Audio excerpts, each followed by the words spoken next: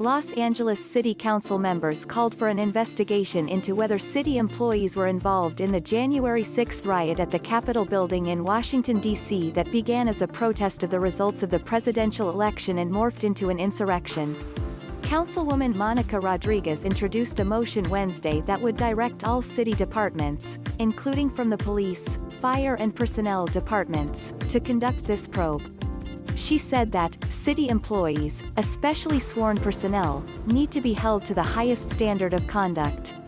Any government employee determined to have been involved in this attack is not just a betrayal to our democracy, it's a rebuke of the privilege of being a public servant, she said.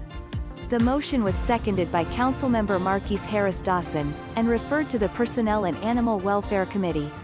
Under the motion, department officials were directed to report back on how they plan to conduct the investigation, as well as findings and disciplinary actions. The council members also called for a report on how city employee social media policies address hate speech and First Amendment rights.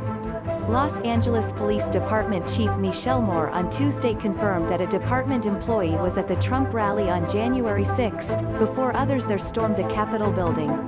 The chief says the employee left the rally before the attack. It was unclear if the employee was a sworn or a civilian. The worker was